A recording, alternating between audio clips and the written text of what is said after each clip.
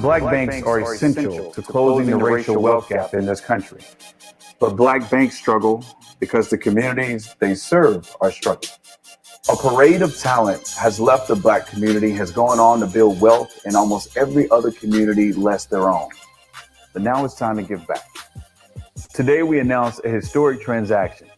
For the first time, a majority of black banks in America have been given an opportunity to pool their resources and partner with the NBA franchise, the Atlanta Hawks, to make his first time a major sporting franchise venue will be financed by black banks in America. But it won't be the last. At the Black Bank Fund, we remove barriers for any corporation to do business with black banks, no matter the size of the deal. Black banks seldomly have an opportunity to meaningfully participate in large transactions of extremely high credit quality due to lending limits caused by capital constraints. The National Black Bank Foundation is changing that for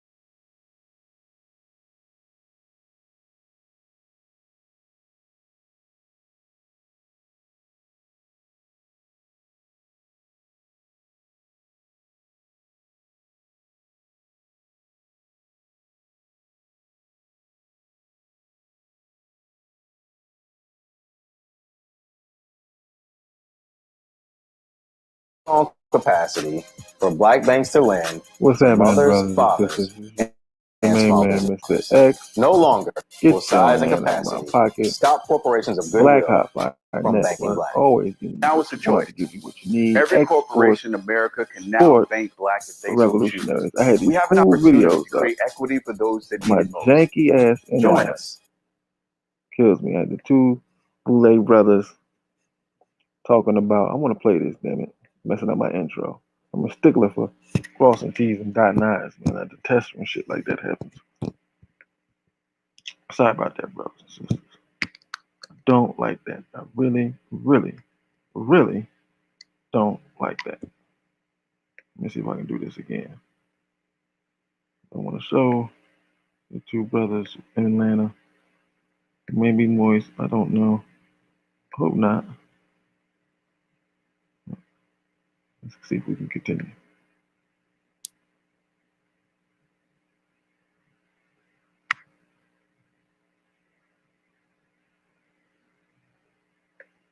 At blackbankfund.com.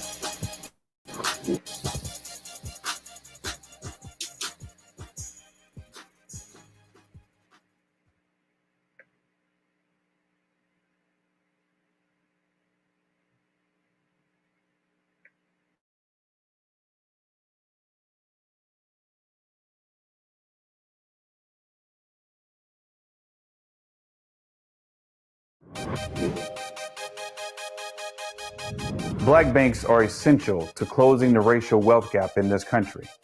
But black banks struggle because the communities they serve are struggling. A parade of talent has left the black community, has gone on to build wealth in almost every other community less their own. But now it's time to give back. Today we announce a historic transaction.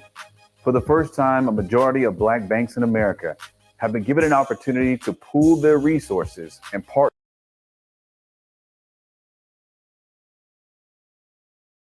The nationwide effort to fight racism is shedding new light on the financial imbalances between races in this country. Listen to these numbers. Just 44% of Black Americans own their home that they live in, and that's compared to more than 73% of white Americans. The economic imbalance also extends into the banking industry. CBS News special correspondent, that's Alex Wagner, joins us now. Alex, good to see you. Good morning to you. What role do the banks play in this huge racial wealth gap. Yeah, Gail, the numbers are pretty stark. Pretty stark when you look at lending to minorities from big banks versus Black-owned financial institutions. As you know, home ownership skews heavily towards white Americans, and owning a home is considered among the best ways to build wealth. And home ownership almost always starts with a loan, the mortgage. This is the home that I purchased with the Hope mortgage loan. 10 years ago, it was unclear if 31-year-old Brittany Williams would ever become a homeowner. The credit wasn't as good as it could be because of some things I did in high school with mismanaging credit. At that point, I didn't have any idea of how I could make it better. With few resources and poor credit, the big banks didn't seem interested in having a solid financial foundation. I didn't think they were trying to help me. She wasn't alone. African Americans remain underserved by America's largest financial institutions. Nearly half of all Black Americans either have no bank or are underbanked, meaning they lack access to financial services like credit cards and loans. That's almost double the rate of the country as a whole. So Williams went elsewhere. Hope Credit Union, a Black-owned financial institution. I felt like they would give me a better understanding of which path I should be going down. And the branch manager, she instantly was telling me about certain loans that could help me reestablish my credit. With that help, Williams fixed her credit. At 26, she qualified for a home mortgage. And I was able to finance the house, my first home. Black-owned banks, like Hope, can play a critical role in building African-American financial security. We have to look at the context and the reality of deep racial wealth inequality, racial economic inequality that's been part of this country since its founding. When you have very little wealth of your own, median wealth for Blacks being about $3,600, it's that much harder to get a loan because, you have to have some type of savings, right? Diedrich Asante Mohammed is with the National Community Reinvestment Coalition. Banks have played a role that most of society has played. They've reflected society, and a society that was not looking forward to bring African Americans in as part of their practices, their inclusion. So African Americans didn't feel that banks were something to. In the last decade alone, 3 major national banks have paid hundreds of millions in federal settlements for alleged racial discrimination, something that's been part of the American lending system for nearly a century. Through a practice called redlining, loans were denied in largely Black neighborhoods. The courts have since deemed it illegal. To counter discriminatory practices, Black-owned banks were born. We really are the catalyst for our communities. Cynthia Day, president and CEO of Citizens Trust, says Black-owned banks like hers help break a cycle of poverty. We can get you into the system, and then we can let you elevate from product to product and get you into a mainstream banking relationship. So we go from credit builders to wealth builders. Today at Black-owned banks, 33% of mortgage loans go to African Americans versus less than 3% at banks that are not Black-owned. It's that kind of inequality that's helped fuel protests across the country. And just as white Americans joined Black Americans on the streets, joining a Black-owned bank can be an important act of unity. Your money can count in ways that I think a lot of people haven't even considered. Absolutely. You can support addressing racial inequality without solely being on the streets protesting. You need everyday investments that will help create the long-term change that we need so desperately in this country. So on Tuesday, Netflix announced a $10 million investment in Hope Credit Union, the bank in that story, which Hope says they will use to fund more than 2,500 entrepreneurs, homebuyers, and consumers of color over the next 2 years. Tony? It's powerful stuff. These Black-owned banks can help counter discrimination in the present, but there is that historical context, that long history, and there may be something more that needs to be done to address that. There was a great piece over the weekend by Nicole Hannah-Jones, who's been at our table about the need for reparations. That's another R word that a lot of people don't want to talk about. All right, Alex, thank you very much.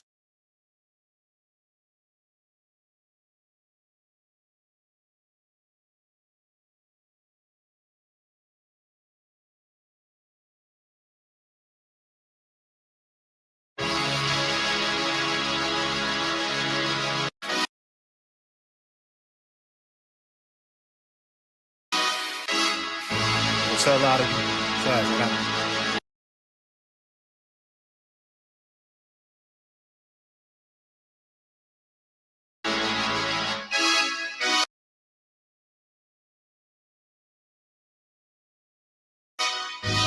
She want that old thing back.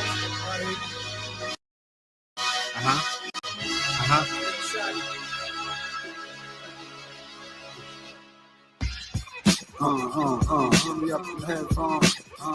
Turn me up. Yeah. I share. Peace to the gods, I share. Peace to the herbs, I share. Peace to the kings, I share. Peace to the queens, I share.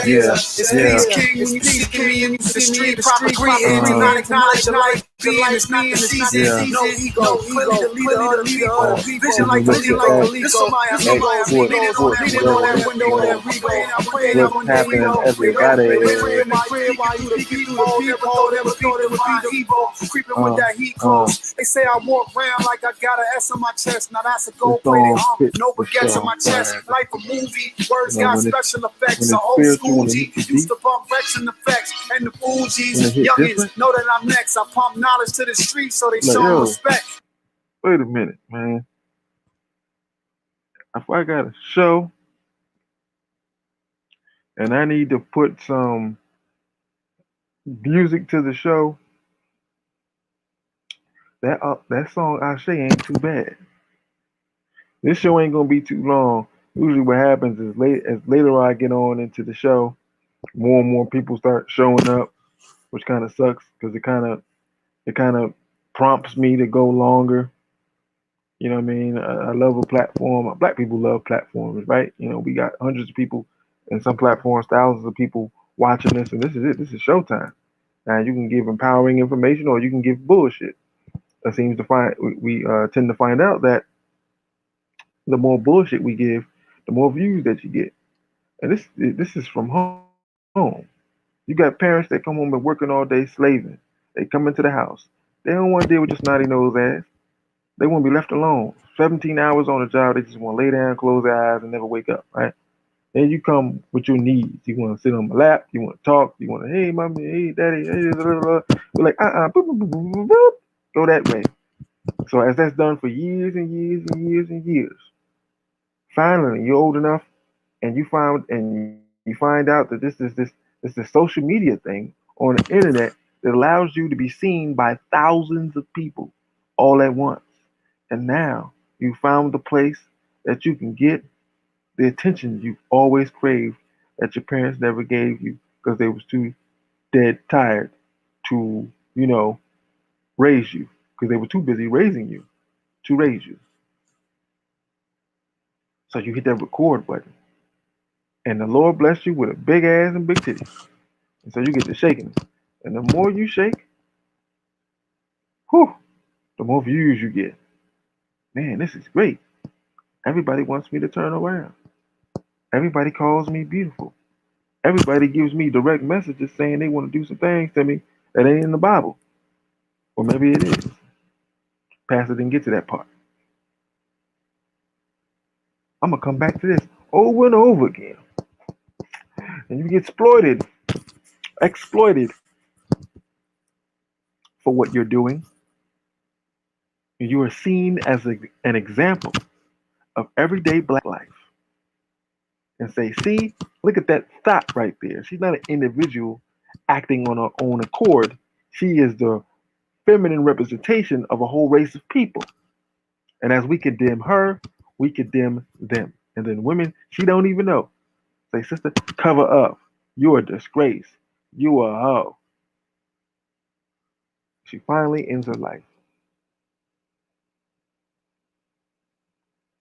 All for Instagram likes, views, comments. Man, you think I was gonna get this deep? Export Sports Revolutionaries. This show today is about hawk and money. Hawk and money. I watched this movie a few weeks ago with my wife called Hawk. Actually, no, it was Over the Top. Y'all seen that movie, the cracker, Sylvester Stallone, right? He's an arm wrestler, and he goes around the country arm wrestling other crackers, right? So they feel on each other on their arm and stuff like that, and they do the, and they put it together, and they be like, all right, get in here, Hawks, get in here, yeah. So these motherfuckers is big and strong and all that stuff, but they ain't no fighting. It's just arm wrestling, right? So he has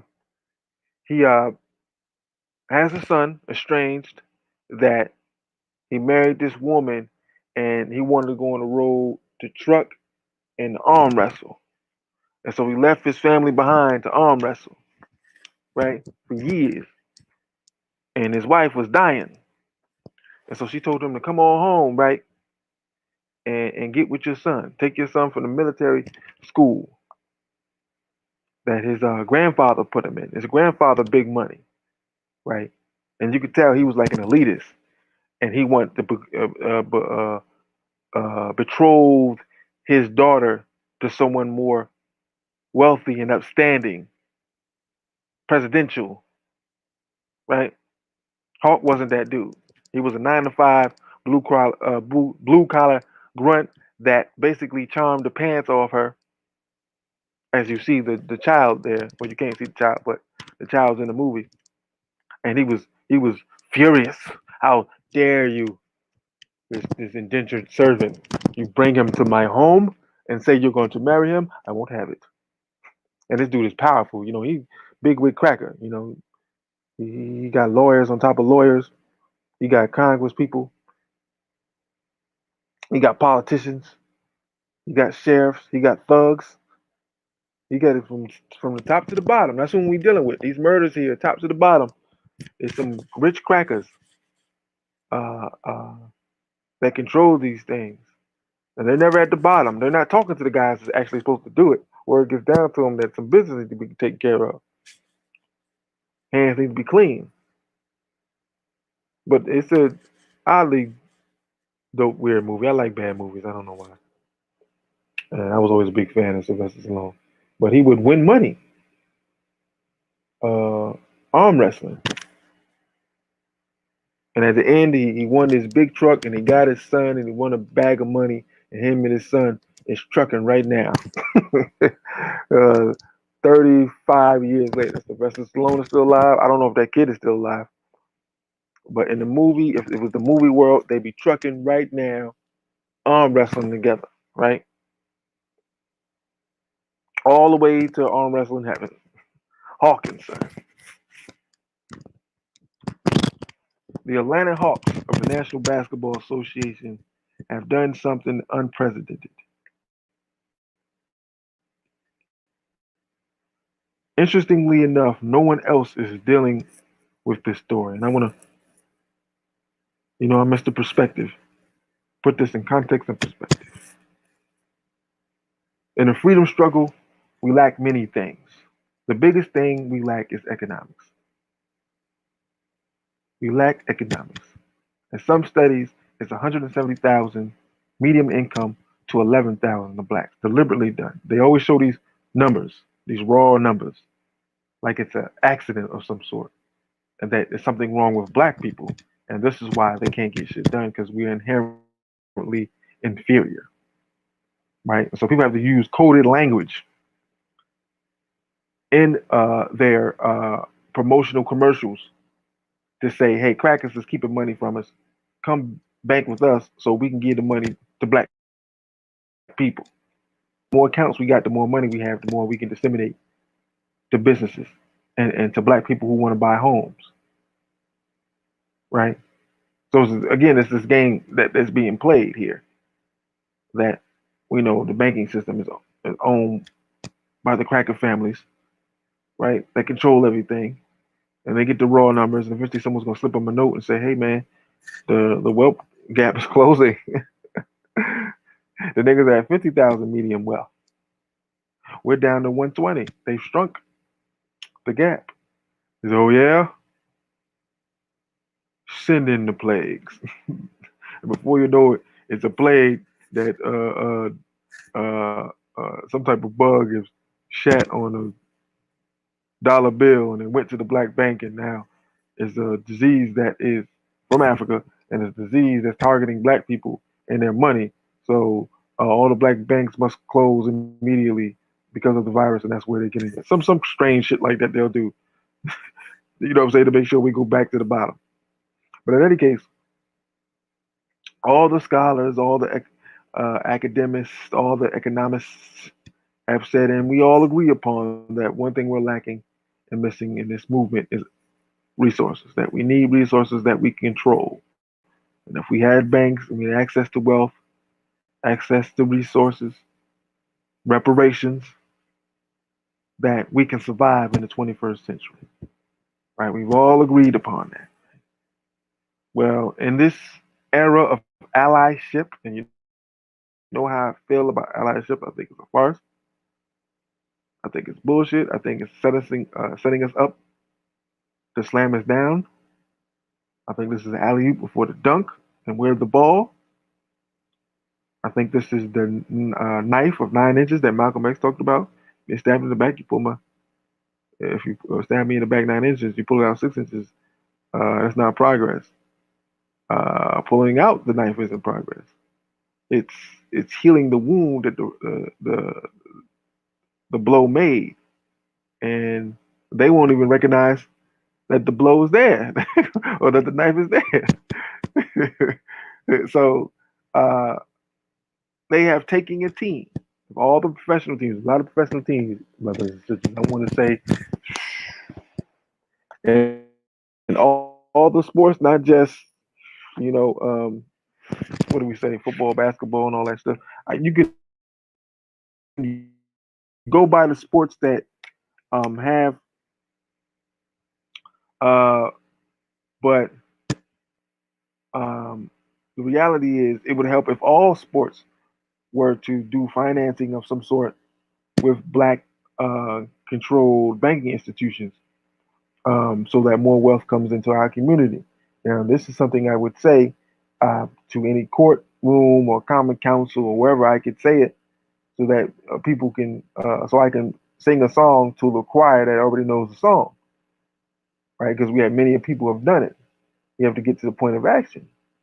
And so I will commend lightly this group that is electing to create this monetary relationship with the Atlanta Hawks.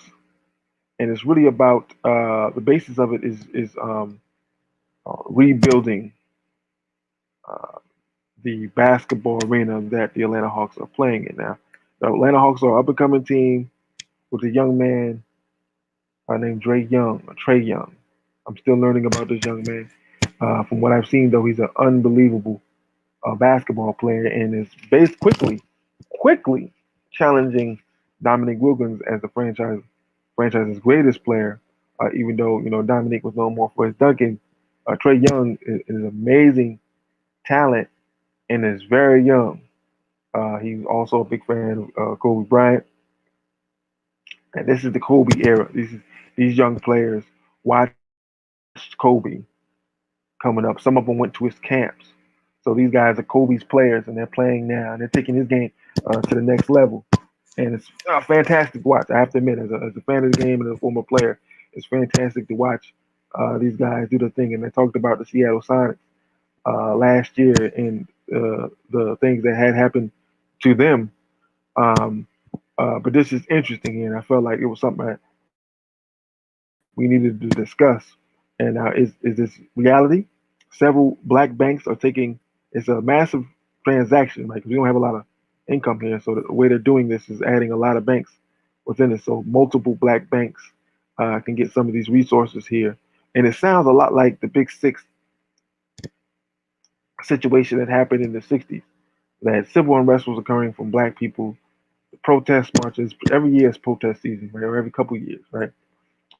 And we was burning shit down and whooping ass and all that. And the brothers and sisters on the ground were upset and unhappy that their demands were not being met in Capitol Hill, and filibustering had occurred. And so the grassroots in Detroit, Chicago, New York, Cleveland, wherever their black people are, They said, "Look, we're gonna go to Washington and we're gonna shut it down until we get what we want." Or, it's almost best that you don't have a full plan. We asked for a revolution to have a full plan, and brothers do stuff like this. Like I mentioned to the NFAC fools that the whole thing is going all to hell, and it come to find out that some guys that are involved are not agents. They just, I'm not gonna go there. Never mind. But they're expected to have a foolproof plan. There's no foolproof plan of revolution, right? It's a start, and then at the end of everything, you hope all the crackers is dead. Or like Haiti, you got your island, so that you hope that you could kick every cracker off the island. That's easier. But when you're in the mix, it's like, what's the end game here? You know what I'm saying? Do we whoop ass here and just say, hey, this is a sovereign entity, this whole town here, we're gonna run it. Leave us the fuck alone.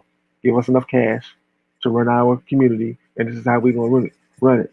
When you come here and you buy stuff, you got to use monopoly money. I don't know. We may decide that monopoly money can't be used nowhere else, but it can be used here. You know what I'm saying? Everybody equal. Get your monopoly bread. You know what I'm saying? And go buy you a burger or something. I don't know. Average your right away at Burger King now. I don't know. But it doesn't have there's no real foolproof plan, right? So you go through that plan, and to get black people, man, we don't read nothing. Find one boy that read the instructions to hooking up a PlayStation or how to play a video game. Nigga, we gonna figure it out. Look, put these buttons in here and put that in there. That go into I know that go into the wall. That go into the TV, and hit the power button. Put the game in there, and let's just start hitting buttons, and we'll figure it out. This button is shoot. This directional button is the walk. Okay, select. All right, get my menu. Click around. You play one game, you play them all, and you get real good at it. So when it comes to this revolution thing, it's like you gotta show black people an 82-page foolproof plan with plan C, D, and E, and F, and G attached to it as well.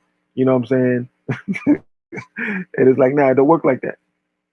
You know what I mean? So when we look at something, we can destroy it, or we can give it a look through and see, how this deal works, the banks that are involved. You can't really know how this is working until when they start the construction and the revamping, because it's actually just like a redoing. Just they adding some things and stuff like that. They do that the whole time, but it's usually I think it said $35 million, which is like a penny in the Atlantic Ocean, really, based on the type of money these other institutions got. So this is something that Atlanta's getting ahead of. They're investing in the allyship thing. You see what I'm saying? And so this is ATL. This is Chocolate City, right? But the head players, as light skinned as they come, right? But this is their way of jumping out there. And I'm telling you, like I said, this is like the March on Washington. Malcolm mapped it all out. Told you. These niggas got together. Kennedy called them, said, "I can't do this. You know what I mean? Y'all are arguing in the papers and whatnot. I need to get that together. I'm gonna get you some bread. Y'all gonna split it. Everybody gonna have some bread. You're gonna be all right. Okay, this is how we gonna do it." And they went about making that plan and making that farce of a plantation jubilee with white folks and all. And it was more white speakers than black. And John Lewis, is the Ku Klux Klan, and they said he was a radical. They said John Lewis. This is how coolish these people are. They said John Lewis was the radical. And even that time, when motherfuckers said black power, John Lewis said, "Fuck you. I ain't with no goddamn black power. Ain't no white women in black power. I need white women and some men's." I don't think he ever was married. Was he ever married? I think he might have been moist. Yeah. Ain't no white men in black power. I want some white men's. So again, uh, we got to have an understanding of how these things are done. And so Atlanta has been used as the Trojan horse here. I believe. I believe thoroughly. I don't believe in allyship at all. And I give them a modicum of credit, but I smell a rat. And if you're talking about 35 million and you're using a syndicate of banks, let's read them: Carver State Bank, Carver Federal Savings Bank, Citizen Savings Bank, Citizens, excuse me, Citizens Trust Bank, Commonwealth National Bank, Industrial Bank, Liberty Bank and Trust, M&F Bank, and Optus Bank. Now I'm looking at this and I know all these Commonwealth and National Bank ain't no goddamn black bank. So you start looking at it and you see some of the bullshit that there is. And even when they give you anything, it's just a slight uptick. It's a blip on the radar. It doesn't even really. It's more about the credit that these quote unquote allies will get, the pub that they will get, saying they're putting their money where their mouth is, and the white folks out there that's protesting with you niggas, ask them to put some money into some black banks. You know what I mean? Just to match a dollar for a dollar, or make it so that they're a minority, so it's still a black bank. You know what I'm saying? That the most accounts in the bank are black people. You dig? But tell them to throw a couple $1 million in there and see if they don't run their ass out of there talking about what? Look at the time. I got to go. I got to go to the Hawks game. I got to go to the Hawks game. I can't mess with you, man. I can't put money into no black bank. I got to go to the Hawks game. You dig?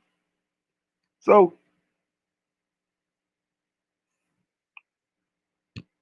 we looking at this thing. We have to be very honest with white folks, their money, and them giving us said money, because that's what they're doing. You open accounts in black banks, you're basically giving your money to black people. That this money can be used for a multitude of different things that's taking wealth out of your hands and put it in the hands of your mortal enemy. I'm talking like the white supremacists. No matter how much we love basketball, right? We love basketball. We come together with it. And you a Hawks fan, I'm a Hawks fan, you black, I'm black and you white, and so on and so forth. It's all great. It's all cool. We're cheering for our team. After that, you a nigga and he's a cracker. You know, it is what it is. White man leads the organization and he leads the direction of the organization. So when Kennedy says, hey man, this is this money that you're going to split with one another, get ahead of this revolutionary thing, they say, hey, what can we do? What is another thing that we can do to give these symbolic victories? We have to go hard because the black media is going hard. The grassroots is going hard. They want tangibles. Okay. Let's use the banking system. Let's use the black bank, and let's use the NBA, and let's use equity so that individuals will see, ooh, black bank, resources, NBA, one team. They're going to be the standard bearer. It's like, hey, we're over hanging you. No more red summers. What we're going to do is integrate the professional league, because it's time that black talent be recognized in America. This is the home of the free and the land of the brave. So we want the best black players to play in a league that's for everybody, and that has been traditionally white-faced. Now we'll integrate fully, and it is mandated that you have at least one black player. Talk about integration. Talk about stepping over racial barriers. And so you have the first black players to enter the MLB, the first black players to enter the NBA, the first black players to enter the NFL. We know Jackie Robinson. Jackie Robinson got the most pub because baseball was America's favorite sport.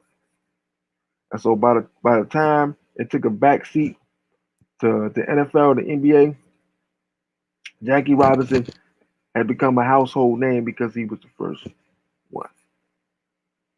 Not too old, not too young, and was able to have a few good years in baseball before ultimately his health started to decline and he died at a very young age.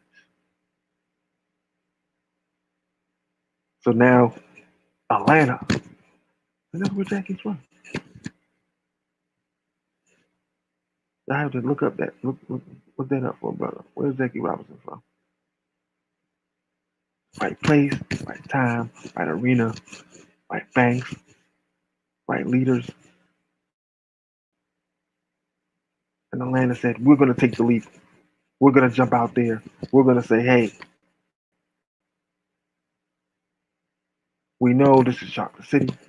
We know the CDC is near and around here between, I think, between Washington, D.C., Atlanta, Virginia, you know, that area. What they call it, DMV. And you got Bussygate here in Atlanta, where the man you walk up to, you don't know if they men, you don't know the women is men, you know the man is women, you don't know what's going on here. Men walk around with fitted dresses with big old booties, and then they turn around, what's up, bro? Oh, you know, it's a nightmare there. So they decide to do it there. That's where the money's flowing, right? Slave families that were able to sell slaves.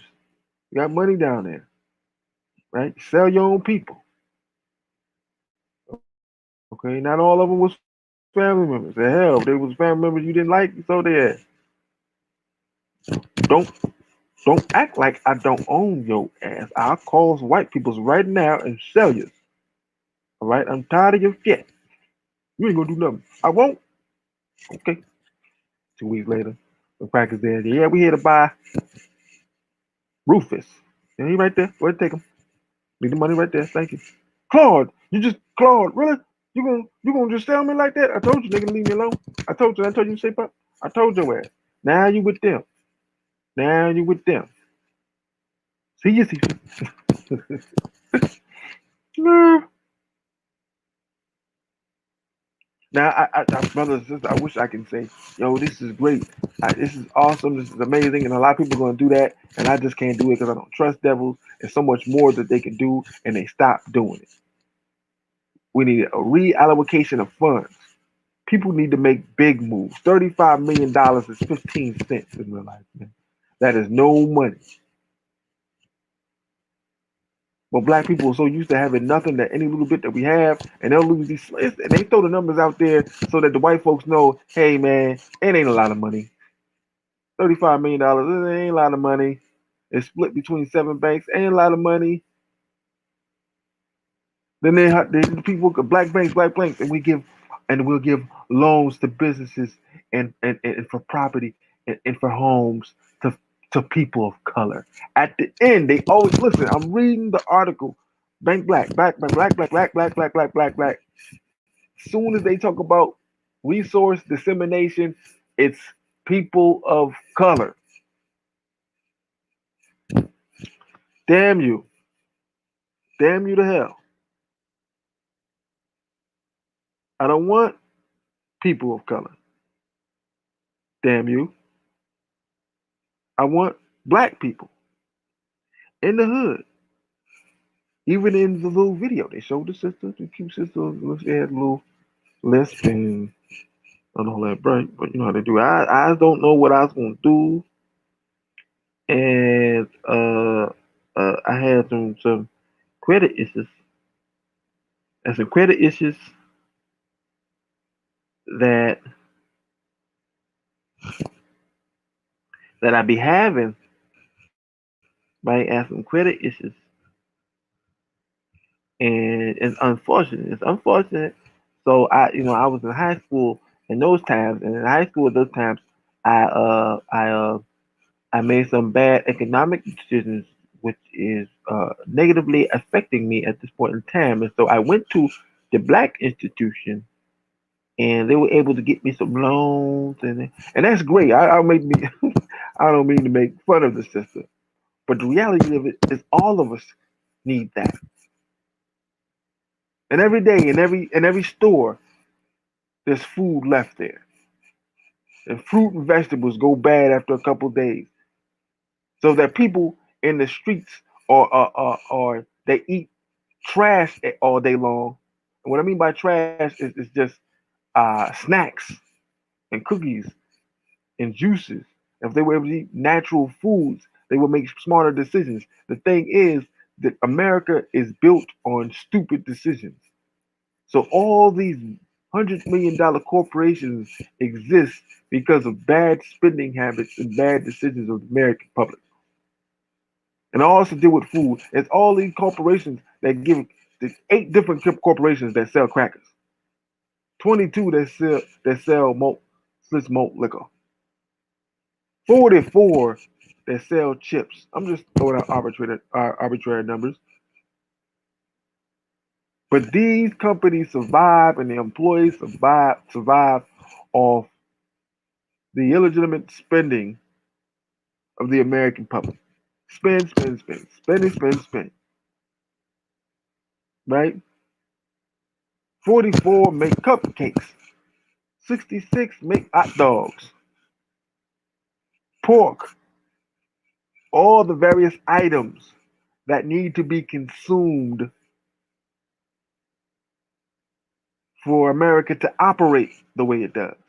This is how Oprah can say, "Oh my God, burgers! I'm just scared. Mad cow disease, and white women just stop eating burgers overnight." they just, they just. Oh dear God, Oprah said, "It's mad cow disease and burgers, and I can't eat burgers no more." No. Oprah said for us not to eat burgers, and the meat industry says, "Wait a minute, bitch. Wait a minute, okay? My profits have went down 50%. What the hell happened?" Well, that bitch Oprah, she said not for us to eat meat. And all the white women stop eating meat. They stopped buying meat for the husbands. And there's been a severe dip in the beef industry. What shall we do? Well, get that bitch on the phone. Call her right away. Oprah, you crazy motherfucker. What did you say? I'm looking at your show. You better go tomorrow. You better retract your statement and bend down. If I get to you, you better fix it. No, I'm too mad right now. You come up with something. I'm gonna call you tomorrow at this time, and you better be right on the fucking phone. You sort of, I'm sorry about that. I didn't know. I'm so distraught. I didn't know. I didn't mean it. I don't give a no goddamn crocodile tears, bitch. I'm gonna call you tomorrow, and you better come up with a solution. You better. That's what. It's gonna be bad. I don't know what it's gonna be. It's gonna be bad. It's gonna be real bad. You understand me? Fix it. And so the next day he called and she answered the phone off the first ring. So I got an idea, and I'll retract the statement, and you send me a doctor, right? And I'll say people to follow him, and he'll be just like y'all. And matter of fact, I'll come down to Texas, and I'll do all my shows there, and I'll eat burgers all week. And steak and everything. And Dr. Phil, is that his name, Dr. Phil? Yeah, I'll legitimize him, and he'll be known and everything, and I'll make him great. And then he can go greater than me. How about that? And I'll share some of my fortune with him, and I'll compensate y'all personally for the loss. How that sound? All right. Well, I'm picking up what you're putting down. All right. All right. So the next show is gonna be here in Texas, right? Yes. We're going to Texas right away. We're on the way right now. I'm flying to the plane right now. Okay. All right, Oprah. I hope this works. But that's how the industry works. That's how it works. And so you got an entity like the NBA, same type of spending habits, shoes and socks and shirts and headbands, all this shit you wear. And I'm telling you, brothers and sisters, the people that wear all that shit are the worst players on the court. Ball players, just give me a shirt, some shorts, and some sneakers. I'm gonna bust your ass. But the guys that don't know how to play, they wear the headbands and the sleeves and the arms and the rest and the knickers and all that shit. And all that shit goes to the money, and that's money to the NBA. Those are the contracts that you need. Now I'm big on local contracts. I'm big on that for a local movement. But the NBA is some federal shit. They turned the federal shit into some local shit. The NBA is big business. Okay, crawl before you walk. Kiss my ass. Kiss my entire ass. We want them contracts to come through them banks. Carver Institution, bank to Giannis Antetokounmpo, $250 million. You understand me? That's the money we need. 250. That's to one player. They gave several black banks and a couple white banks 35 million.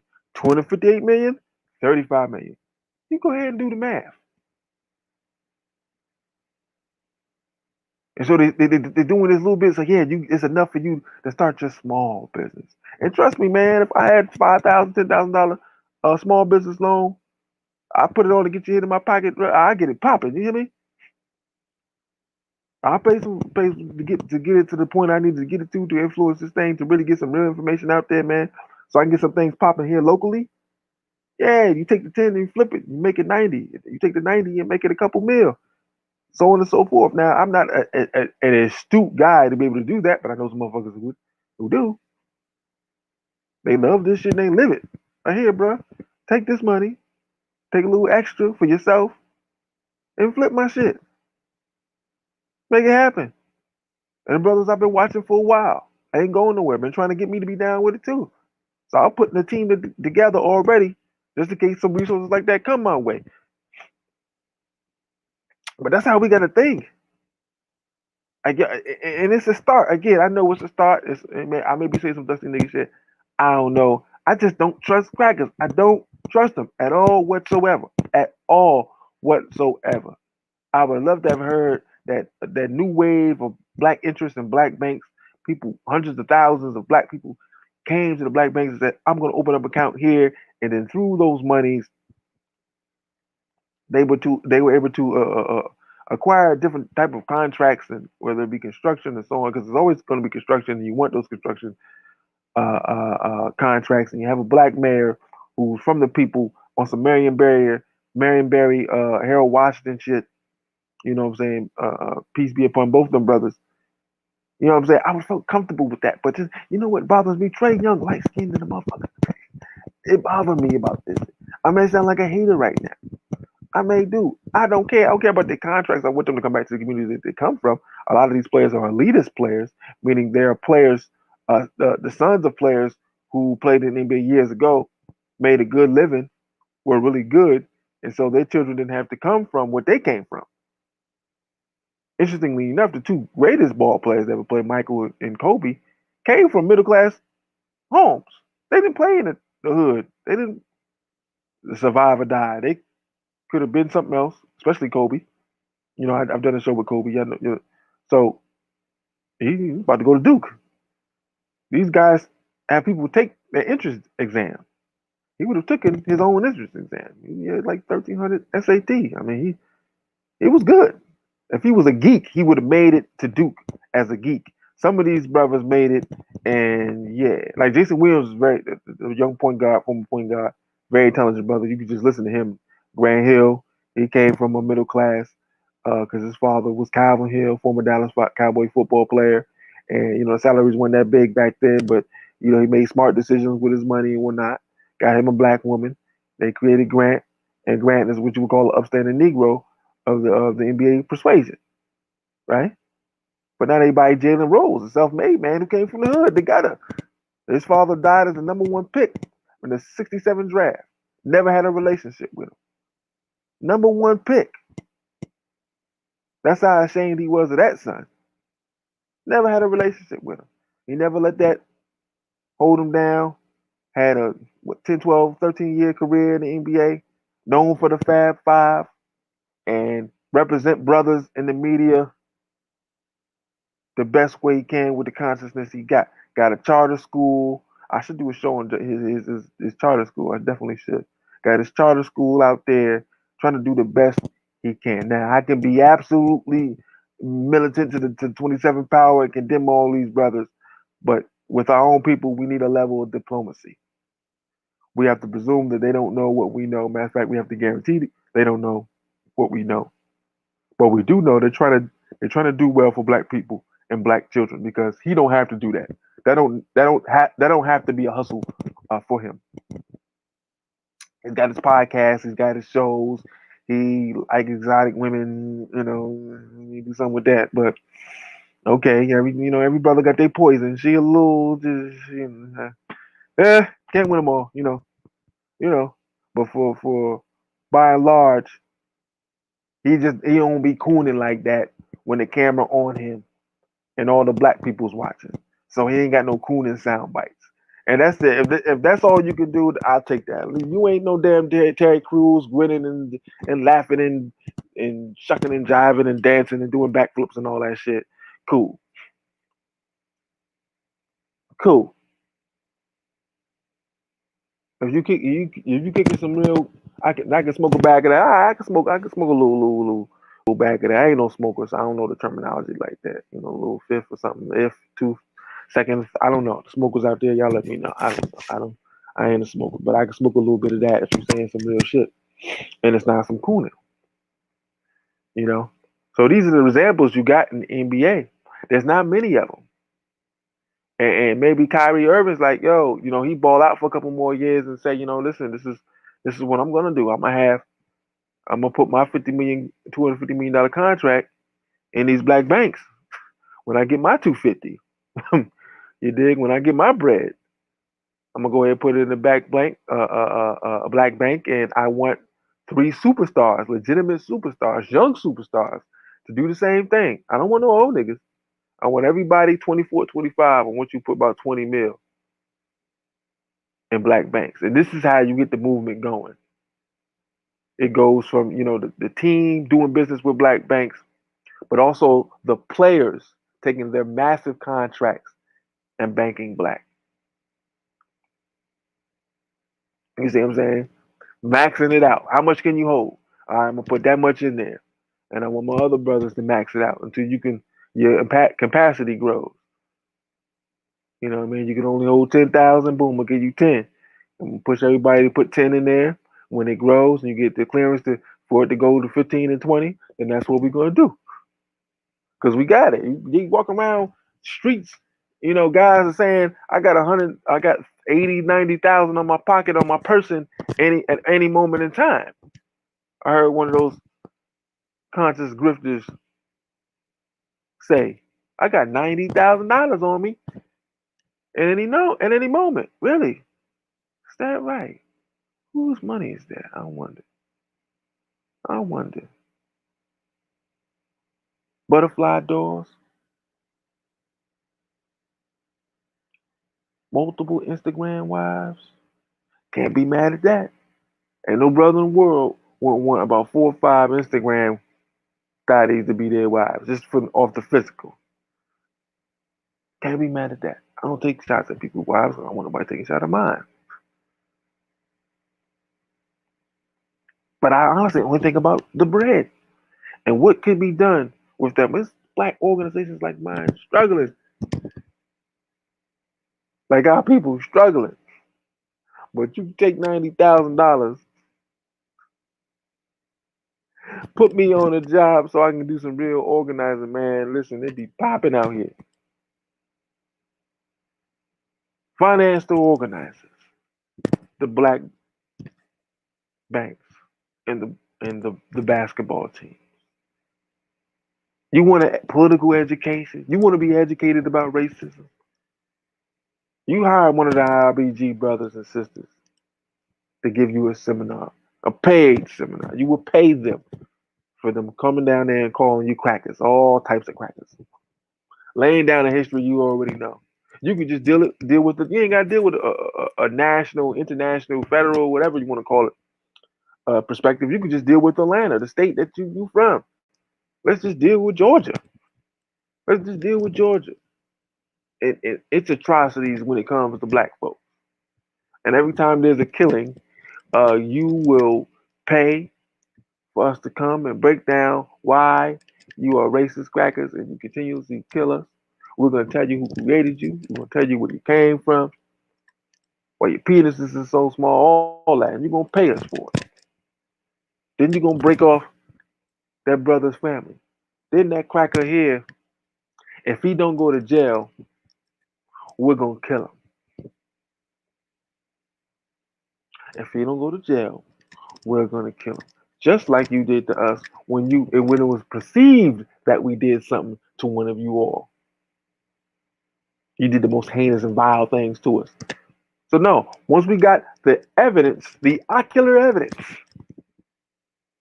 that this cracker killed this brother or this sister, and you don't convict him and put him in jail for life, we will kill him. Give us stronger. I want something stronger. 35 million ain't shit. And I don't even know all the murky ass details that go behind it, all that red bullshit tape. No, I want to see it. No, I want to see the RBG coming through and get the rabbit to you, and you pay them top dollar to do it. Oh yeah. Then they're supposed to come with the program that they're doing towards the youth. You fully finance that as well. Meaning you give them the money and there's no strings attached. They're paying for a service. You're paying a penance. Yeah, give me something tangible. Give me something that I told you I wasn't gonna be on here long because all my shows are supposed to be about an hour anyway. Sometimes I get animated and going and going and going. But I had a long day today.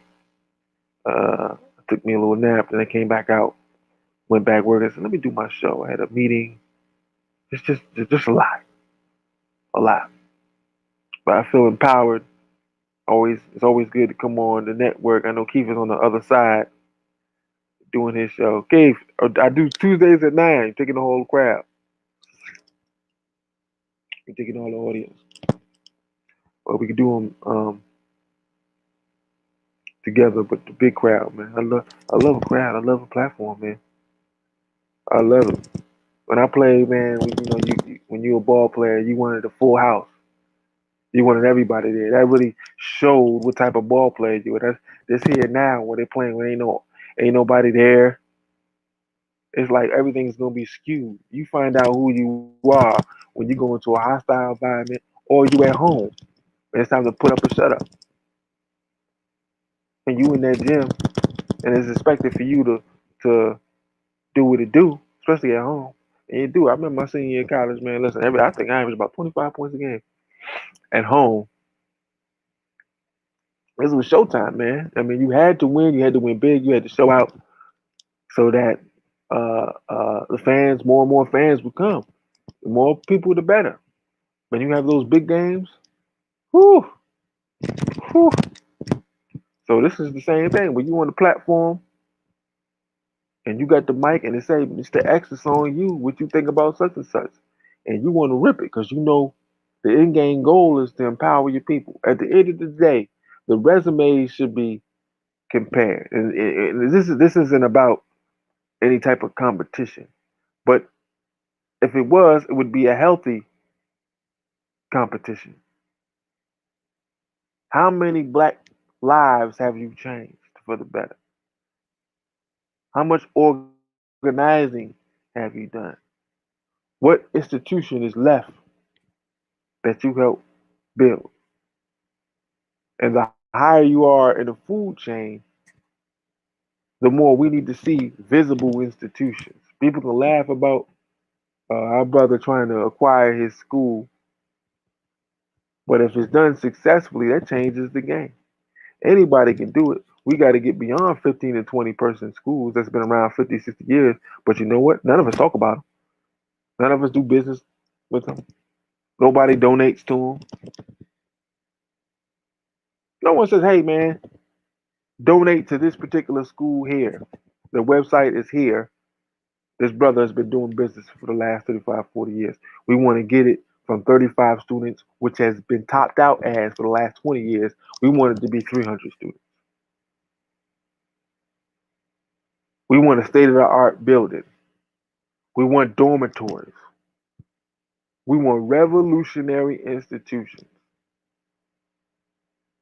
So more and more brothers and sisters are across the country changing things. They're dispatched to areas where there's enough black people to make some shit happen. They're still killing activists all over the country. Protests has been happening all year, and brothers have been murked. I think it was 2 in Atlanta or something like for the sister Breonna Taylor situation. That was at Louisville. Yeah, Louisville. So as we pushed, they pushed back. I had a conversation with a sister about getting the movement. She energized and she want to get into it, but she up in the age and she's got a young daughter and all that, and she ready to move. I'm like, sister, it's because it's hard to talk to. I'm gonna call her a new awakening, but she's ready to act like a new awakening. It's difficult to talk to them because they come up with great ideas that people have tried and done and failed, and it's okay. It's a resume that you're building. It's getting the experience. It's getting the exposure that needs to be done so that fire can stay. We can assuage that fire and keep it burning and smoldering for longer than what it usually does. But it's like, damn, you ain't gonna be happy. You know what I'm saying? Because you got to compartmentalize this thing. You got your own personal life. You got your daughter's life. You got your college that you want to finish. And that's a lot of time, especially with college. They demand all your time. So when is it time for the movement? And what is it that you want to do? You know what I'm saying? And so I like to be real with people. I'm like, anything that we try to do, they can stomp it. They can stomp it out right away. And if they don't stomp it out, black people will stomp it out. And you'll be discouraged. That was a word that was used quite a few times tonight. You'll be discouraged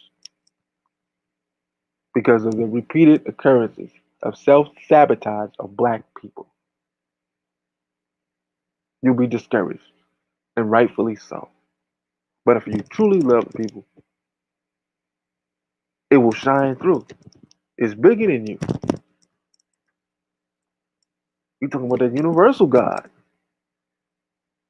They give you the mission. And you're just trying to find where is it that you can do the most damage. Because you know the history, you know what these devils have done, and it's heart aching. And you want to strike back. And you can go on some crazy attack, but then you would just be martyred and forgotten. And only the most militant of people will recognize you. And you try to make a holiday for these people, and black people will run from that holiday. Cosmo Setepera, run from that holiday because he let it be known what he was going to do. And I forget the brother's names. I even forget the brother's names, and that's unfortunate. And you may try to scour the internet for them, and you can't find information on you. They'll probably keep it because they want white supremacists to be motivated to keep killing niggas the way they are. There's never going to be a stoppage from a few martyrs. The black president, Barack Obama, used devices and military equipment that was never used before and blew a brother up. And they let the pictures leak, as they always do. Whenever they char, maim, or destroy black bodies of any type of influence or revolutionary credence, those cadavers are shown. They show Malcolm, holes in his chest. They show Fred Hampton. They show Patrice Lumumba. They show Tupac. And they showed the brother up in Dallas who laid waste to these crackers. And they showed his body blown apart. And I seen it. I seen it for a half second. I looked at it. And as fast as I looked at it, I looked away. But I remember what I saw. He was split in two. He was busting those crackers' ass, and they were scared to come in there. And we don't mention his name at all. But they know who he is.